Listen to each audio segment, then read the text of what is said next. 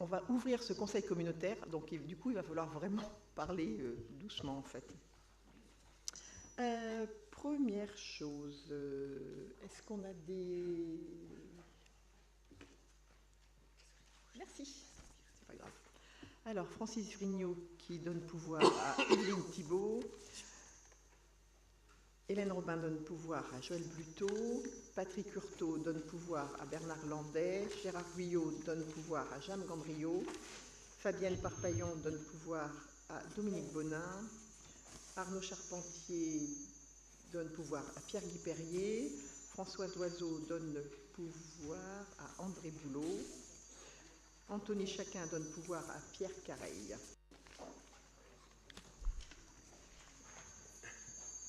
Merci. Donc, secrétaire de séance, s'il vous plaît.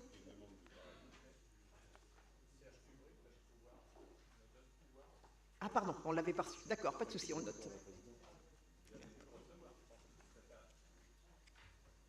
Je ne l'ai pas, non.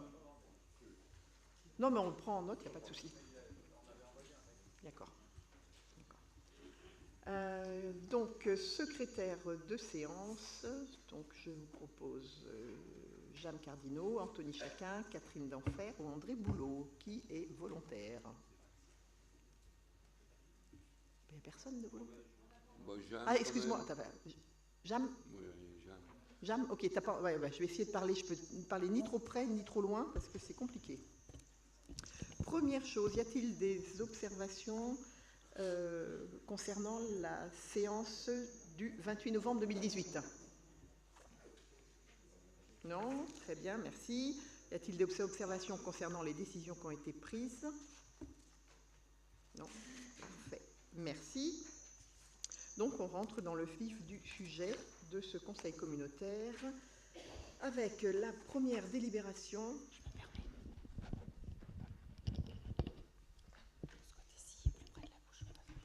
D'accord.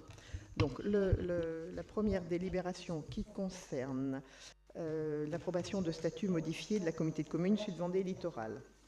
Alors, vous avez en premier point la suppression de la compétence action en faveur des familles et personnes âgées qui disait contribution au clic repérage. Voilà. Donc, du coup, la communauté de communes était concernée au titre du clic repérage, mais celui-ci a été dissous en début d'année 2018. Et du coup, il convient de changer voilà, les termes et d'inscrire action en faveur, supprimer, action en faveur des familles et personnes âgées, contribution au clic repérage, pour le substituer à action collective de prévention pour les personnes âgées de 60 ans et plus et leurs aidants familiaux. Le deuxième point concerne la suppression des compétences exercées de manière différenciée sur le territoire jusqu'à une date butoir. On a transport scolaire, organisateur secondaire du transport, restauration à destination des établissements scolaires du premier degré et des services à caractère intercommunal, hormis pour les communes ayant réalisé les investissements nécessaires pour la mise aux normes des bâtiments destinés à la production de repas dans le cadre scolaire, création et gestion d'un service de portage à domicile pour les personnes âgées de plus de 60 ans ou en convalescence, dans le chapitre 4, autres compétences. Et du coup, considérant que ces compétences ont été restituées, on considère que ces compétences, il faut les supprimer puisqu'elles ont été restituées par une délibération du 19 juillet 2018. Le troisième point, c'est la modification de la rédaction de la compétence 4, autres compétences qui concernent l'enfance-jeunesse. On avait initialement enfants-jeunesse, les loisirs éducatifs enfants-jeunesse, soutien et mise en place d'une politique éducative et de loisirs en faveur des publics jeunes âgés d'au moins 3 ans pendant leur temps libre, et notamment le temps libre comprenant un temps libre extrascolaire identifié comme temps de petites et grandes vacances scolaires, ainsi que le mercredi journée sans école, et un temps libre préscolaire identifié uniquement comme mercredi après-midi, et du coup, la compétence devient enfance-jeunesse, les loisirs éducatifs enfance-jeunesse, soutien et mise en place d'une politique éducative et de loisirs en faveur des publics jeunes âgés d'au moins 3 ans pendant les grandes et petites vacances, ainsi que le mercredi en période scolaire. Il vous est comme quatrième point proposé donc de désigner nommément les structures d'accueil enfance-jeunesse. Donc il est proposé de les nommer. La création, aménagement et gestion de structures petite enfance, vous avez la maison de l'enfance à Luçon, Petit Pas, la maison de l'enfance à Saint-Hermine, les Petits Loulous, le relais d'assistante maternelle à Mareuil-sur-Lay, la création, aménagement et gestion d'accueil de loisirs et d'accueil enfants-jeunesse, avec accueil de loisirs à Trieste-Timalin, à l'Aiguillon-sur-Mer, l'Escale des Mousses, à Mareuil-sur-Lay, à Saint-Hermine, Bouille d'Enfant, à la Caillère-Saint-Hilaire, le Bois du Rire, à Saint-Gemme-la-Plaine, la Plaine Récré, à l'Île d'Elle, à Puraveau et à Chaillé-les-Marais. Voilà, il vous est donc proposé d'approuver les modifications telles que je viens de vous les donner dans les statuts et d'adopter la version modifiée des statuts. Y a-t-il... Alors, sur le fond, ça ne change rien, c'est des choses qu'on exerce déjà, c'est juste de la rédaction. Y a-t-il des questions? Non? Y a-t-il des voix contre? Des abstentions? Je vous remercie. Le deuxième point, ça concerne toujours une compétence, avec une définition de l'intérêt communautaire. Là, on est plutôt sur une modification de l'écriture, et ça correspond par contre, pareil, aux compétences qui étaient déjà exercées. Il n'y a pas de nouvelles compétences. Donc, il vous est proposé d'approuver la définition de l'intérêt communautaire de la compétence protection et mise en valeur de l'environnement, le cas échéant dans le cadre de schémas départementaux pour la conduite d'actions d'intérêt communautaire et soutien aux actions de maîtrise de la demande d'énergie, ainsi qu'il suit. Donc, les missions indiquées, à savoir l'exploitation, l'entretien et l'aménagement d'ouvrages hydrauliques existants, la mise en place et l'exploitation de dispositifs de surveillance de la ressource et des milieux aquatiques, animation et concertation dans le domaine de la gestion et de la protection de la ressource en eau et des milieux aquatiques dans un sous-bassin ou un groupement de bassins ou dans un système aquifère correspondant à une unité hydrographique.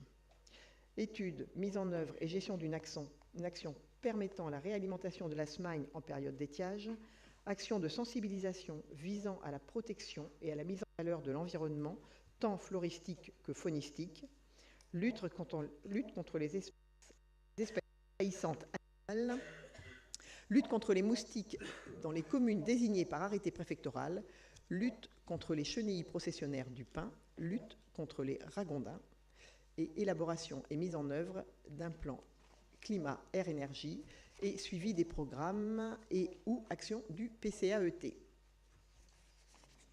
Y a-t-il des questions? C'est pareil, c'est vraiment que de la rédaction. Non? Y a-t-il des voix contre? Des abstentions? Non. Je vous remercie.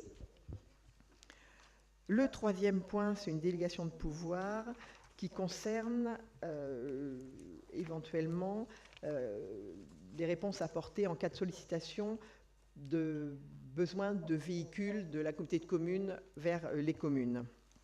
On a par exemple le minibus de Chaillé qui est concerné. Et donc, il vous est proposé de donner délégation de pouvoir pour conclure toute convention de mise à disposition de véhicules appartenant à sa flotte en pleine propriété ou bien mis à disposition, accordée à titre gratuit aux communes membres de la communauté de communes, aux établissements publics de coopération intercommunale dont le siège est situé sur le territoire communautaire, ainsi qu'aux associations qui sont également implantées pour l'exercice exclusif d'activités correspondant à leur objet social. D'autoriser la possibilité d'organiser des délégations de signature pour la conclusion des dites conventions. Y a-t-il des questions? Y a-t-il des voix contre? Des abstentions? Non. Je vous remercie. Et je passe la parole à Pierre pour le point suivant. Il s'agit de valider ce soir ensemble le retrait de Sud-Vendée Littoral du syndicat du SICODEM pour l'élimination des ordures ménagères à propos de la commune de Nallier. Historiquement, Nallier avait confié sa compétence en matière de gestion des ordures ménagères au SICODEM et au 1er janvier 2017, du fait de la fusion, la communauté de communes Sud-Vendée Littoral s'est substituée aux îles du Marais Poitevin et nous avions décidé en juillet 2017 de réintégrer la commune de Nalliers dans les circuits de collecte. Pour information, le SICODEM est constitué par ailleurs de la communauté de communes du Pays de Fontenay et de la communauté de communes de Vendée-Sèvres-Autise. Donc, après des négociations qui furent un peu longues, mais nous y sommes arrivés. Donc là, je vais vous passer le détail du résultat. Donc, si quand même, hein, nous avons convenu pour le retrait de Nalliers de verser une indemnité compensatoire de 90 000 € au SICODEM. Et à partir du 1er janvier 2019, donc, la communauté de communes bénéficiera du transfert en pleine propriété de différents biens. Alors, je ne vais pas vous les lire en détail, hein, tous les bacs, les colonnes de verre, les colonnes de papier, des cartes d'accès aussi, puisque Nalliers avait des cartes d'accès aux déchetteries, puisqu'ils sont en redevance incitative, des sacs cabas, etc., etc. Donc, tout ça revient à Sud-Vendée Littoral. Voilà. Donc, ce qui vous est demandé aujourd'hui, c'est de valider cet accord hein, relatif aux conditions financières et patrimoniales du retrait de la communauté de communes Sud-Vendée Littoral, et puis d'autoriser Madame la Présidente à signer tous les documents. Pour information, si je tiens à vous dire que ce retrait doit être validé par toutes les communautés membres du SICODEM. Donc, nous, ce soir, le comité syndical du SICODEM avait déjà validé cela, mais lundi soir, le 10, le Pays de Fontenay comme Vendée-Sèvres-Autise ont validé aussi cet accord. Donc, il y a accord entre toutes les parties. Donc, si vous en êtes d'accord, on est bon. Hein, voilà.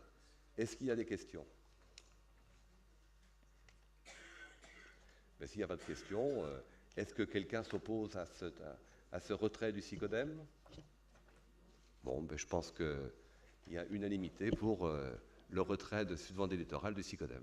Merci. Merci, Pierre. Le point suivant. Ah oui, c'est Joseph.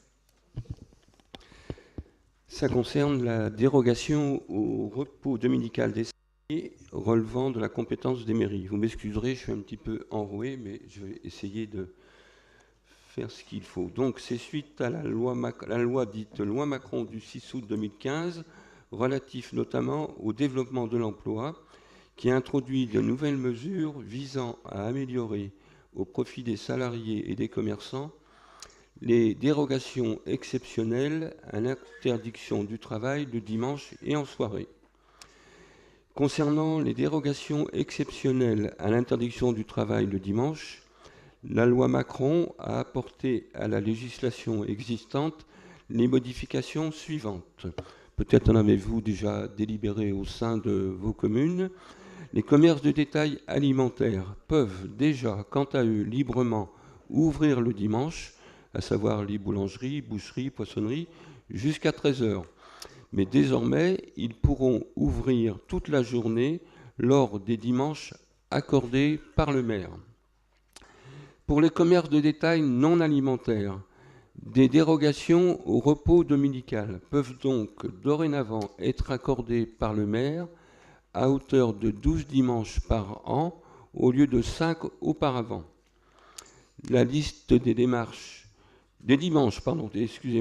doit être arrêtée par le maire avant le 31 décembre pour l'année suivante. C'est-à-dire que ce soir, on va délibérer pour des ouvertures de 2019. Le conseil municipal doit rendre un avis simple et l'organe délibérant de l'établissement public de coopération intercommunale, donc Sud-Vendée Littoral, dont la commune est membre, doit rendre un avis conforme lorsque le nombre de dimanches excède le nombre de 5. Pour l'année 2019, un arrêté du maire doit être pris afin de désigner 6 dimanches pour lesquels le repos hebdomadaire serait supprimé. Concernant la ville de Luçon, il est proposé de retenir la liste suivante pour l'année 2019. Alors, concernant les commerces de détail, il y a la date du 13 janvier qui correspond au solde d'hiver, du 30 juin qui correspond au solde d'été, le 1er septembre à l'occasion de la rentrée scolaire, les 8, 22 et 29 décembre à l'occasion des fêtes de Noël.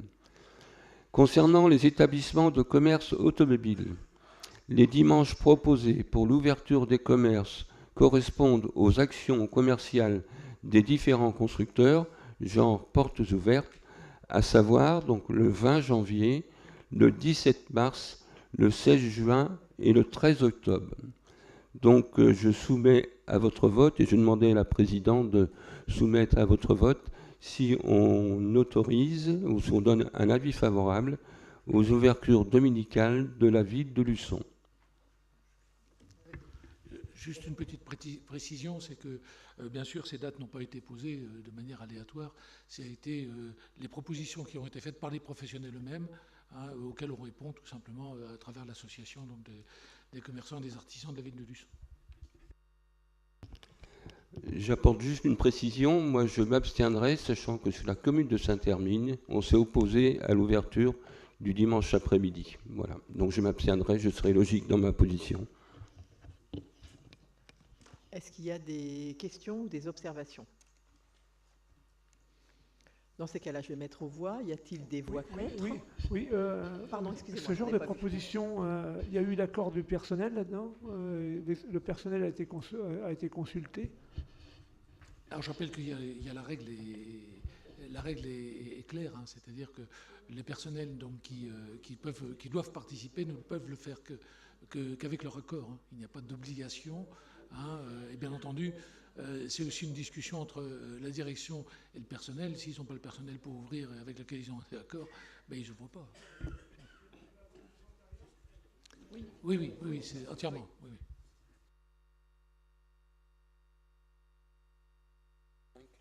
Oui, là on est parce qu'il y a plus de 5, donc ça s'applique sur Luçon. 5. Ouais. Est-ce qu'il y a d'autres questions? Bon, donc je vais mettre aux voix. Y a-t-il des voix contre? Y a-t-il des abstentions? 4 abstentions, si je ne me trompe pas. Ah, 5, excusez-moi. 5.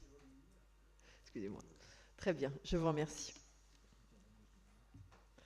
Le point suivant, c'est Pierre Guy. Bien, merci Madame la Présidente. Nous allons avoir une première délibération qui est une décision modificative sur le budget principal. L'objet de ce budget principal est surtout, de cette décision modificative, est surtout de prendre en compte une omission qui avait été faite en début d'année lorsque on a eu, pour monter le budget primitif, les montants donc du 0,12 en particulier. Donc ça, on en avait parlé en commission des finances, et me semble-t-il, je devais dû le rappeler aussi un jour lors d'une assemblée des maires, puisque le chiffre qui nous avait été donné était donné sans les personnels non titulaires.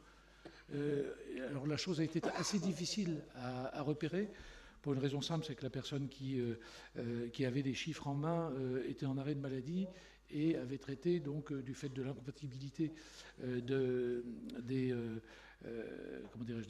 logiciels, l'avait traité donc sur un tableur qu'il était difficile pour nous d'atteindre et de lire. Donc il a fallu attendre un petit peu pour voir ce qu'il en était. Et ensuite, on s'est rendu compte en effet que les débits ne correspondaient pas au prévisionnel.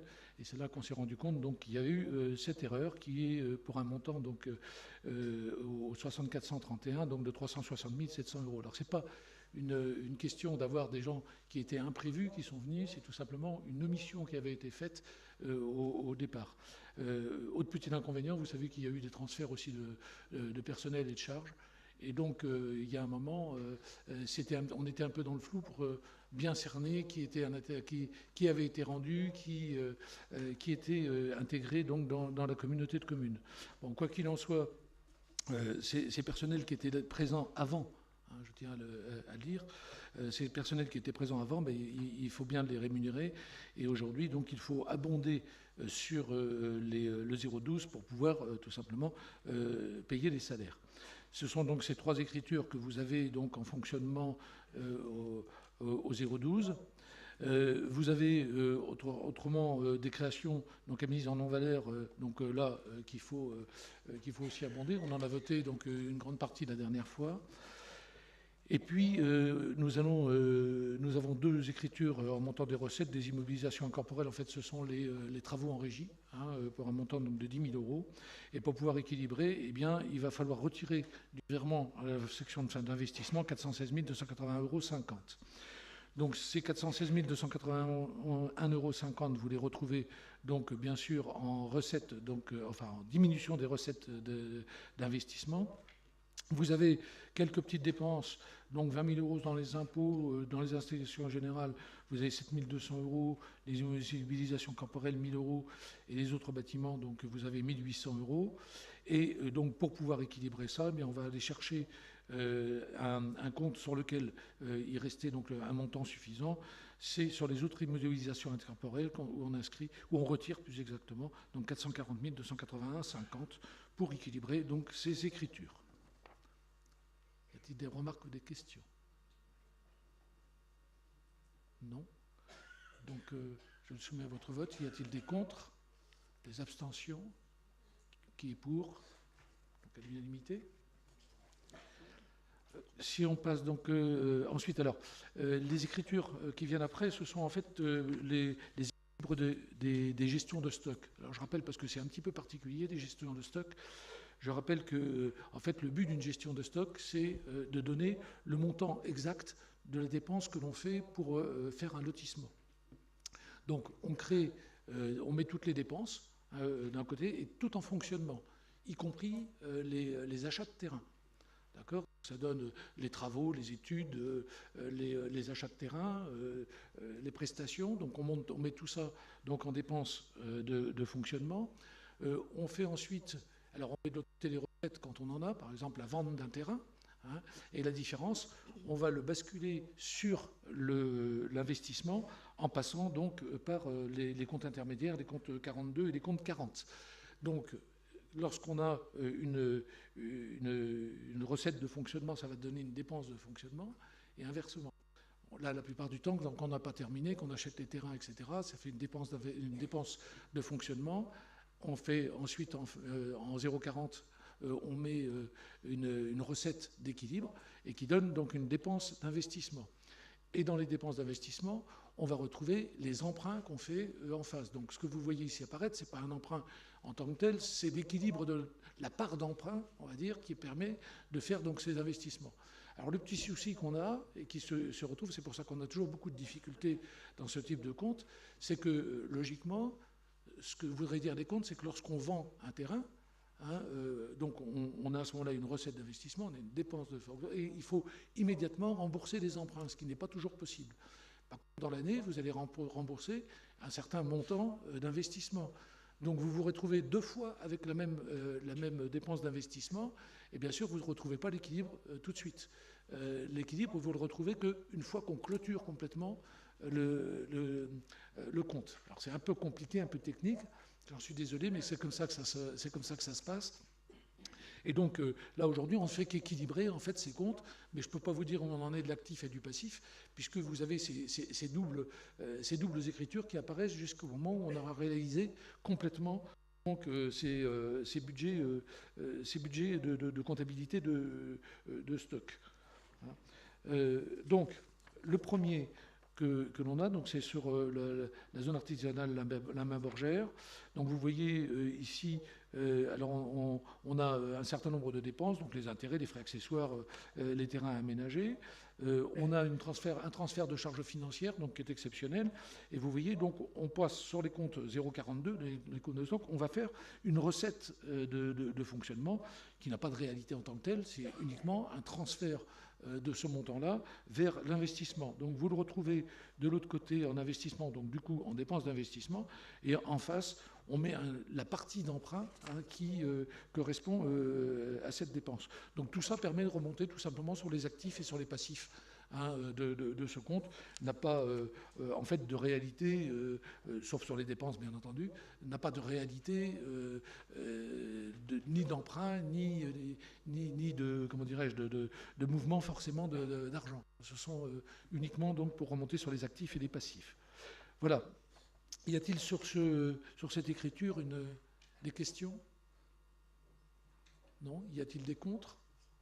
Des abstentions? Donc à l'unanimité, merci. On fait la même chose donc avec le lotissement Vendéopole 2. Hein, donc vous voyez toujours des intérêts, des frais accessoires donc, qui apparaissent. Vous avez donc un terrain aménagé, hein, donc voilà. Vous avez de transfert de charges financières, ça nous vient en fait d'un autre compte. Et puis les variations de stock donc, qui se trouvent 32 et qu'on repasse là aussi donc en dépenses d'investissement équilibrées donc par la part d'emprunt hein, qui est affectée donc à cette opération de régularisation des stocks. Des questions, des remarques, des contre, des abstentions, unanimité, merci. Et puis la dernière, alors encore plus simple, elle correspond à la zone industrielle donc de Luçon, hein, où vous avez terrain à aménager d'un côté. Hein, s'il y a une dépense, je pense que c'est l'acquisition d'un terrain, certainement.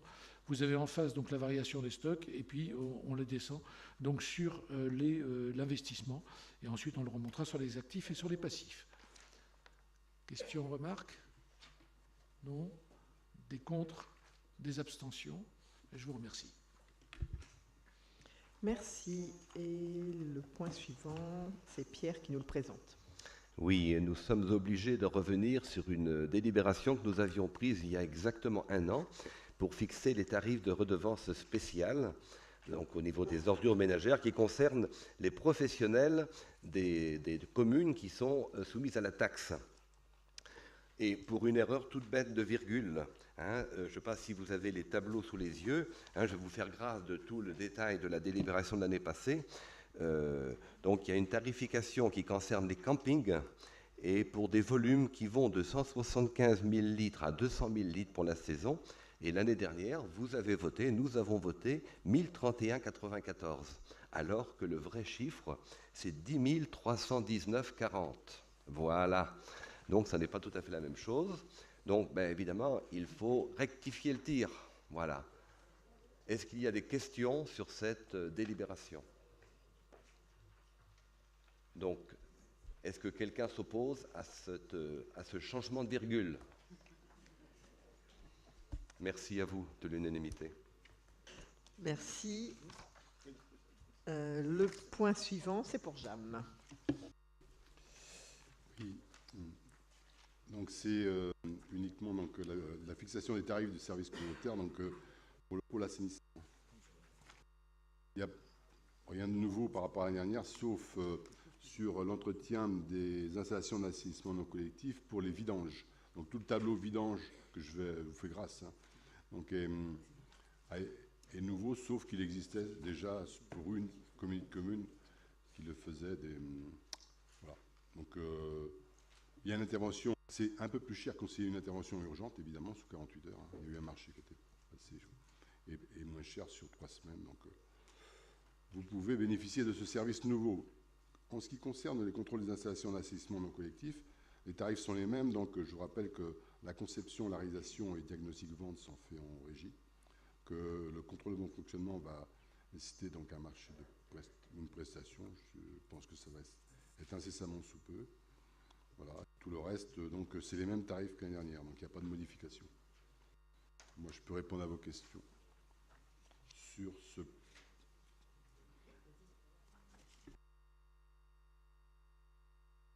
Le contrôle diagnostic vente était plus cher qu'un contrôle de bon fonctionnement. J'aurais pu poser la question l'année dernière. Hein. Je ne sais pas.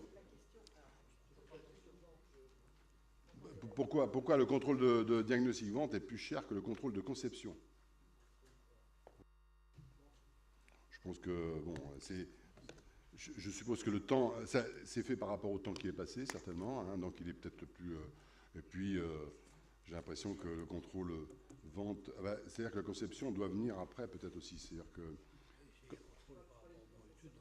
le bon fonctionnement, pour l'instant, il est fixé comme ça, mais ça va dépendre de la prestation et du marché qu'on aura.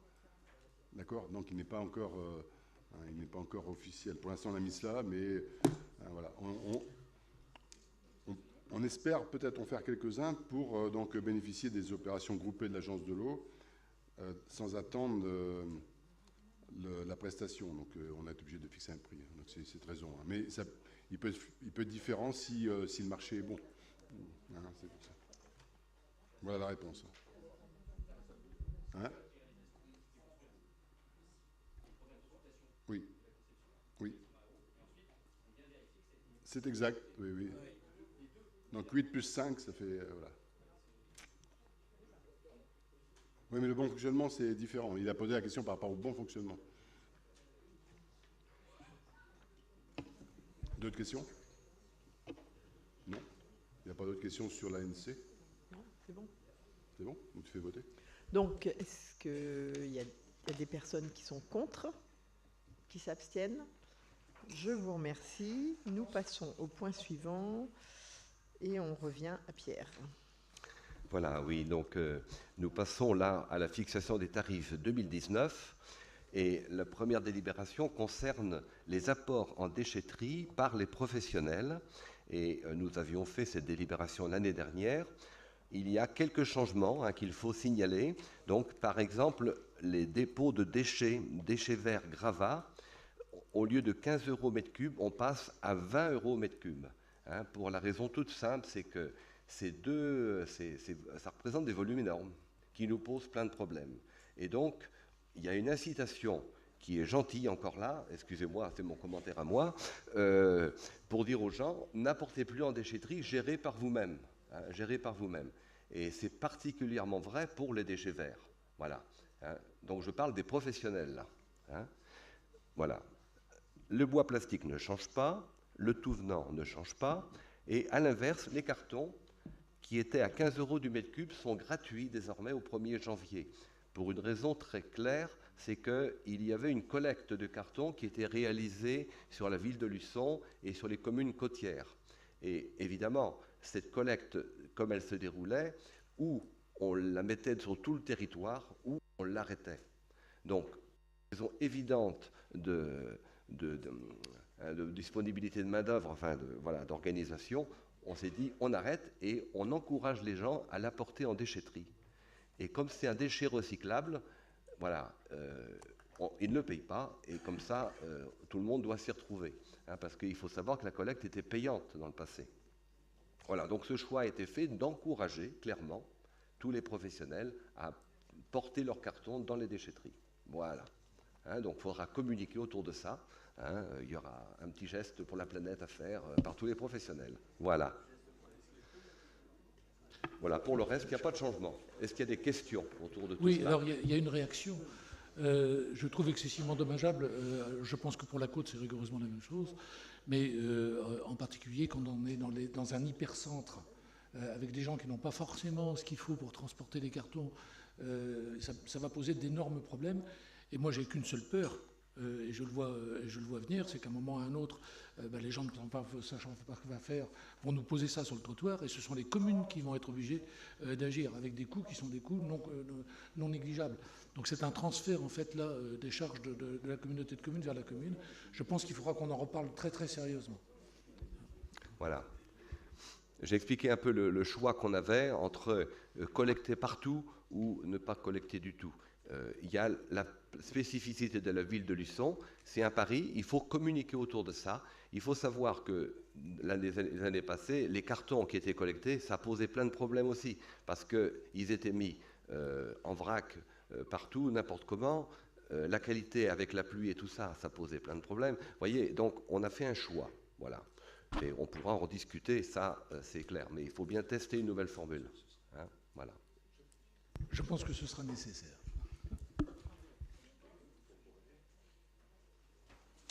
Y a-t-il d'autres interventions?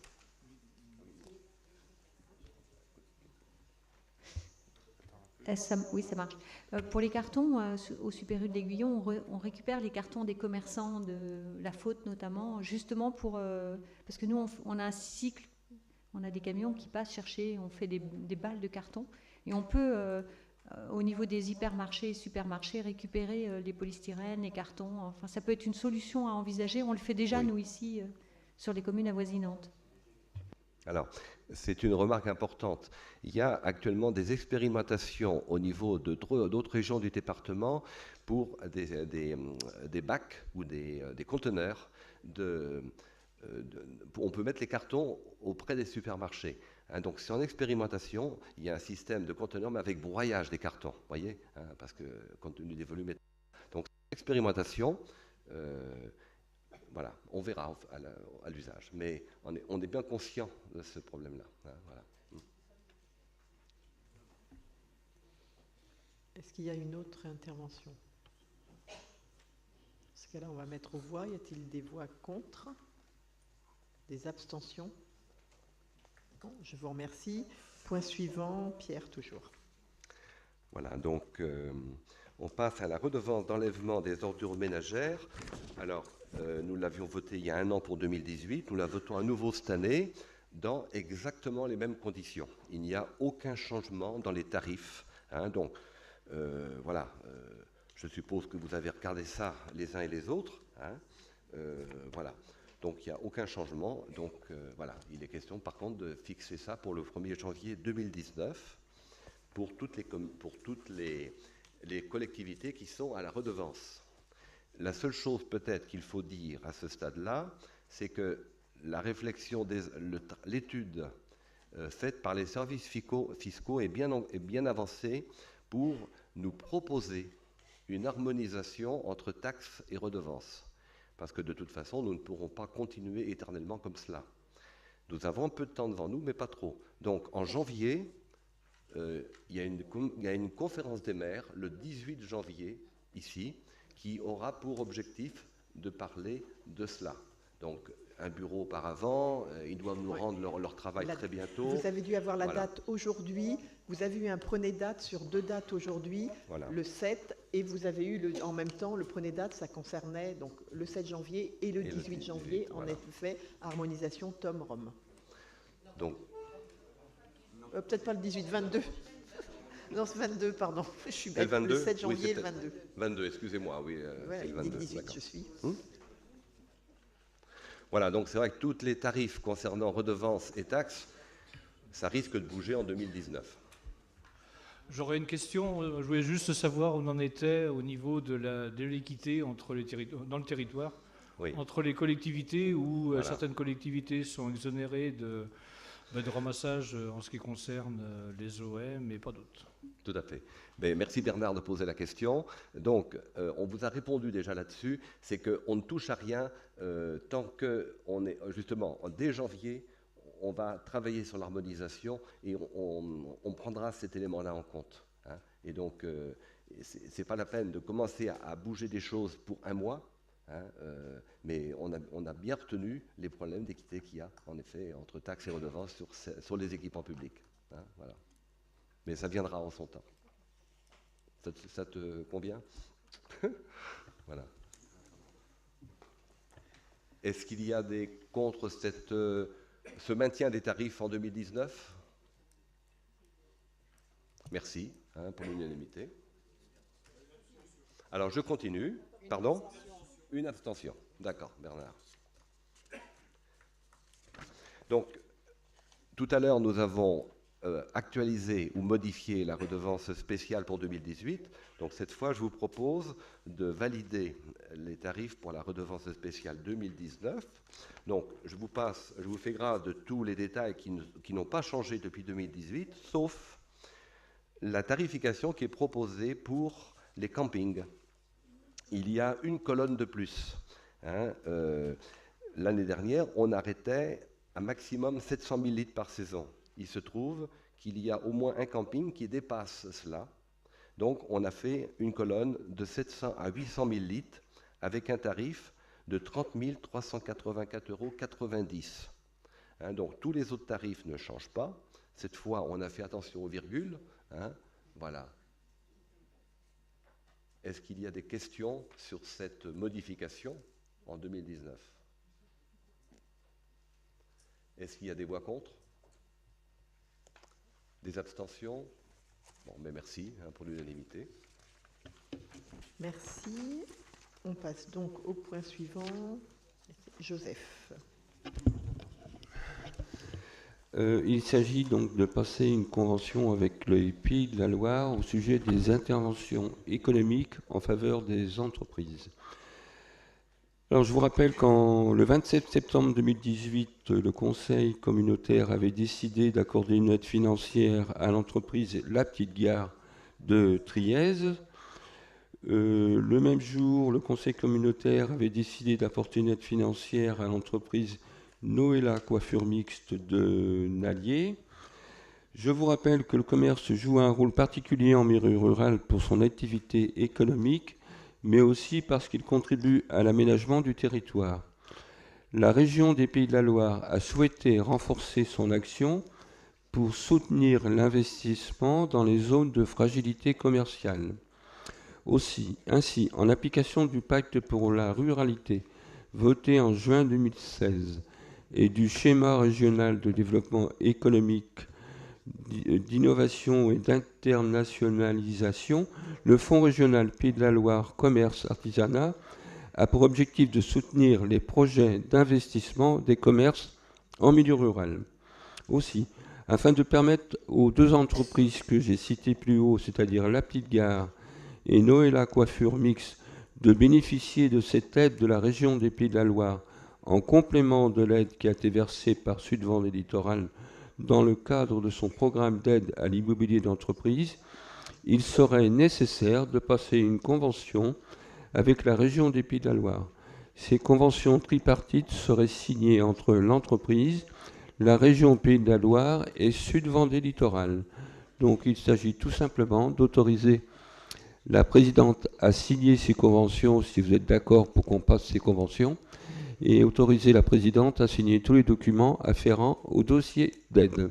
Voilà, il s'agit que les entreprises pour lesquelles on apporte une aide puissent bénéficier en même temps d'une aide de la région des Pays de la Loire. Est-ce qu'il y a des questions? Donc on va passer au vote. Qui s'abstient? Qui est contre? Merci pour les entreprises. Merci. Le point suivant, ça concerne le domaine de la commande publique avec la mission de coordination, sécurité et protection de la santé pour la construction de l'antenne médicale de l'île d'Elle. Donc, dans le cadre de ce marché, un lot avait été attribué pour cette mission donc à M. Collier. Et celui-ci, cessant son activité, le marché public a été transféré à la société ERSPO SPS à compter du 1er janvier 2017, puisque c'était son successeur. Par contre, cette prolongation a eu pour impact d'augmenter d'autant la mission du coordonnateur, impliquant d'augmenter le nombre de ses participations aux réunions de chantier, ainsi que le nombre de ses visites, pour veiller à la bonne application des principes de sécurité. Du coup, il a fallu prévoir 5 présences supplémentaires aux réunions de chantier et 10 visites de chantier inopinées. Tout ça pour et puis, il y a eu il a fallu revoir aussi à la hausse le nombre d'heures nécessaires pour réalisation du dossier d'intervention. Tout ça nous amène à une plus-value d'un montant de 912 €, passant le marché initial de 1812 à 2724. Il vous est donc proposé d'approuver l'avenant numéro 1 concernant le marché public relatif à la mission de coordination, sécurité et protection de la santé pour l'antenne médicale de l'île d'Elle et donc de m'autoriser à signer les pièces inhérentes à ce dossier et d'inscrire bien entendu les dépenses correspondantes. Y a-t-il des questions? Donc je mets aux voix. Y a-t-il des voix contre? Des abstentions? Je vous remercie. Le point suivant, on va sur le balayage avec Pierre. Bien, autre domaine. Donc Gérard, tu me compléteras si je ne suis pas assez précis, maire de Chanay.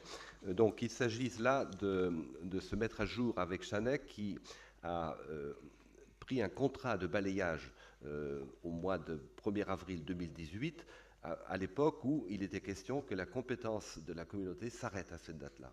Et pour différentes raisons, souvenez-vous, nous avons prolongé cette compétence jusqu'au 1er octobre. Donc là, l'objet, c'est de proposer, mettre en place une convention avec la commune de Chanay pour prendre en charge le coût du balayage qui était de compétence communautaire durant cette période du 1er avril au 1er octobre. Voilà.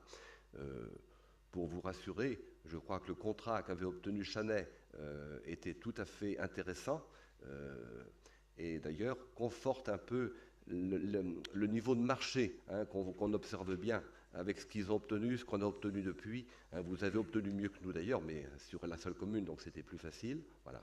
Donc, voilà. Il suffit maintenant de prendre ça en charge. Est-ce qu'il y a des commentaires, des questions? Gérard, je ne sais pas s'il y a des plus à ajouter. Bon, merci.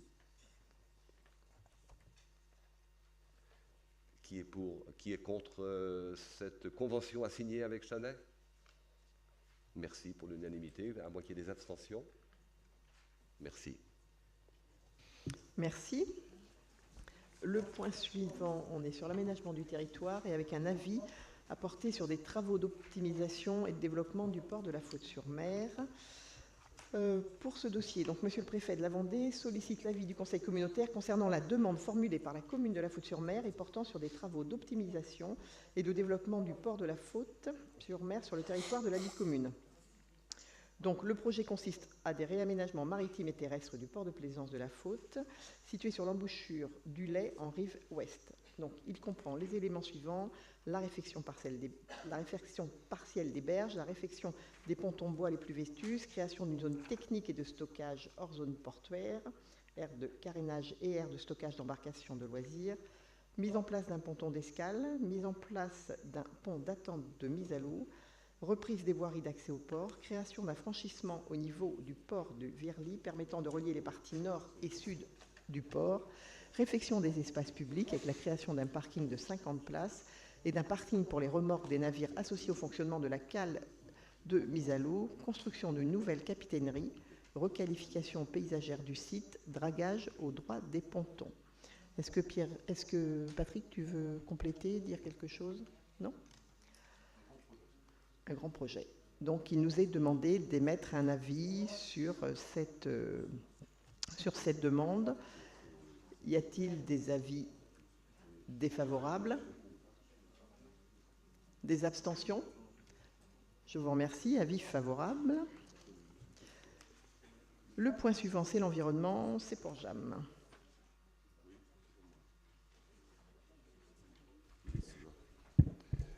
Donc, c'est le règlement de service pour la concession relative à l'assainissement collectif sur le parc Vendéopole. Ça termine. Donc, dernière réunion, on a dû valider donc cette concession donc à l'entreprise SOR. Donc, c'est un nouveau contrat de concession qui prend effet le 1er janvier 2019 pendant 10 ans. Il est obligatoire d'adjoindre un règlement de service qui définit en fonction des conditions locales les prestations assurées par le service ainsi que les obligations respectives de l'exploitant, des abonnés, des usagers et des propriétaires. Donc, sur le règlement de service qui est en annexe 5, que vous avez dû voir, c'est 3 grandes rubriques. Alors, la première traite des grands principes liés au service public de l'assainissement collectif en précisant les eaux admises dans le réseau et les rejets strictement interdits. Et 2 autres thématiques abordent la question de l'accès au réseau d'assainissement. Il s'agit du contrat de déversement avec ses modalités de souscription et de résiliation, et d'autre part du raccordement. Donc il y a aussi la facturation, le non-respect des règles et des modalités en cas de difficultés financières. Et voilà, et la possibilité d'obtenir un dégrèvement. Donc je rappelle qu'il y a différents puisqu'il y a les privés, on va dire des privés, c'est plutôt des entreprises, mais qui déversent très peu de choses, comme un privé.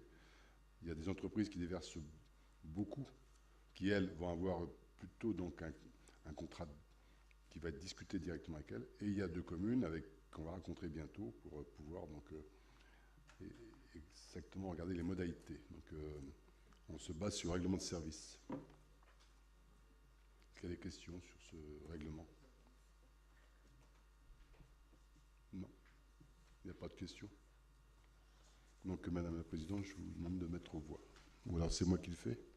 Elle est occupée. Donc, non, c'est pas grave. J'ai l'habitude de te passer comme ça. Je sais pas pourquoi. Mais je vais le faire, je suis prête. Y a-t-il des voix contre?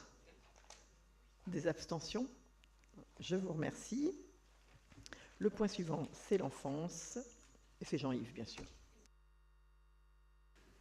Donc il s'agit d'approuver le règlement de fonctionnement des 2 maisons de l'enfance que la communauté de communes gère, donc à savoir Luçon et Saint-Hermine. Dans le cadre donc, de la gestion de ces structures, le dispositif légal et réglementaire prévu par les codes de la santé publique et de l'action sociale et des familles impose que ces établissements soient dotés de documents spécifiques décrivant leur activité. Il s'agit notamment du projet d'établissement et de service et le règlement de fonctionnement. Donc ce dernier doit préciser les modalités d'organisation et de fonctionnement des structures concernées. Initialement, chaque maison de l'enfance disposait de son propre règlement de fonctionnement. Aujourd'hui, considérant que les 2 structures ont un fonctionnement similaire, il est proposé d'établir un unique règlement qui leur serait commun. Donc, ce projet de règlement de fonctionnement des structures d'accueil petite enfance, conformément aux dispositions réglementaires relatives à l'élaboration d'un tel document, ce document évoque donc les fonctions du directeur et les modalités permettant d'assurer la continuité de la fonction de direction, les modalités d'admission des enfants, les horaires, ainsi que les conditions d'arrivée et de départ des enfants, le mode de calcul des tarifs, les modalités du concours du médecin, de la puéricultrice, entre autres, de la délivrance de soins spécifiques, occasionnels ou réguliers, les interventions médicales en cas d'urgence, ainsi que les modalités d'information et de participation des parents à la vie de l'établissement. Concernant les dispositions relatives à l'exercice des fonctions de direction, outre le rôle et les missions confiées au directeur, il est précisé que la continuité de la fonction est assurée par toute personne qui sera préalablement désignée dans l'ordre suivant, prioritairement l'infirmière, puis les éducateurs et enfin les auxiliaires de puériculture. Ensuite, les conditions d'admission des enfants se caractérisent par 3 types d'accueil possibles. Un accueil régulier nécessitant l'établissement d'un contrat de réservation, matérialisant un engagement fixe sur une période déterminée. Deuxième cas de figure, c'est un accueil occasionnel sans contrat qui s'effectue en fonction de la capacité d'accueil. Et enfin, troisièmement, un accueil d'urgence dans des situations très spécifiques d'une durée maximum de 2 mois qui peuvent être renouvelées une fois. En ce qui concerne l'amplitude d'accueil des enfants, ça couvre une période de 7h30 à 19h du lundi au vendredi. Concernant plus particulièrement les dispositions relatives au départ de l'enfant, à l'exception des parents, les enfants ne pourront être remis qu'à des personnes majeures sur justificatif d'identité et présentant une autorisation signée. De plus, pour tout départ d'enfant au-delà de l'heure de fermeture de la structure, des majorations seront appliquées. Concernant la tarification de la prestation, je rappelle qu'un tarif horaire doit être défini au regard d'une formule de calcul prenant en compte un taux d'effort appliqué aux ressources, sachant que des montants planchers et plafonds sont définis chaque début d'année par la Caisse nationale des allocations familiales. Si vous êtes un jour intéressé par cette formule, je pourrais vous la présenter, mais il nous faudra un peu de temps. Je précise également que la facturation sera mensuelle à terme échu. Dans l'hypothèse de dépassement des horaires de garde de l'enfant, des majorations sont prévues sur la base du tarif horaire défini et par demi-heure de dépassement, sous réserve de la majoration prévue au-delà de l'heure de fermeture et évoquée ci-avant. Le règlement de fonctionnement précise le rôle du médecin coordonnateur qui veille principalement à l'application des mesures préventives d'hygiène générale et des mesures à prendre en cas de maladie contagieuse, en définissant des protocoles d'action. En parallèle, il participe à assurer la promotion de la santé et veille à ce que les conditions d'accueil permettent le bon développement et l'adaptation des enfants dans l'établissement. Il se prononce lors de l'admission des enfants au sein de la structure. Concernant l'information et la participation des parents, il est mis en place pour chacune des 2 structures un conseil de gestion qui se réunit au minimum au moins une fois par an et qui est composé par des élus de la communauté de communes, Sud-Vendée Littoral, la présidente et 2 membres du conseil communautaire, des représentants des instances institutionnelles, à savoir 2 représentants de la Caisse d'allocation familiale et des représentants de la mutualité sociale agricole, des agents communautaires, la directrice générale adjointe des services à la population de la communauté de communes Sud-Vendée Littoral, la directrice de chaque structure et d'agents assurant l'accueil des enfants, des représentants des parents et d'un médecin de la protection maternelle et infantile. Voilà, résumé le contenu de ce règlement de fonctionnement qui a été vu en commission, bien sûr, enfance-jeunesse. Y a-t-il des questions?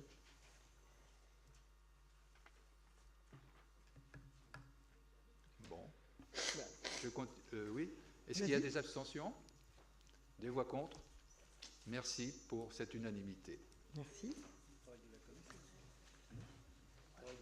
Et le point suivant, ça concerne l'autorisation de signature d'une convention relative à la mise à disposition par le centre de gestion d'un chargé d'inspection en santé et sécurité au travail. Du coup, considérant l'obligation de nomination d'au moins un agent chargé d'assurer la fonction d'inspection dans le domaine de la santé et de la sécurité, l'ACFI, applicable à toutes les collectivités, considérant que cette mission peut être assurée directement par un agent de la collectivité ou confiée au centre de gestion de la fonction publique, considérant surtout la difficulté de nommer et de former un agent en interne, il vous est proposé de solliciter l'intervention du centre de gestion sur la base des tarifs arrêtés chaque année par cet organisme, soit en 2019 380 € par jour et 215 € la demi-journée, d'adopter cette proposition, de décider de confier au centre de gestion de la fonction publique territoriale de la Vendée la réalisation de la mission d'inspection en hygiène et sécurité du travail, de m'autoriser donc à signer la convention à intervenir entre la communauté de communes Sud-Vendée Littoral et le centre de gestion et tout document relatif à la prestation d'inspection assurée par le centre de gestion. Y a-t-il des questions? Y a-t-il des voix contre? Des abstentions? Adopté, je vous remercie.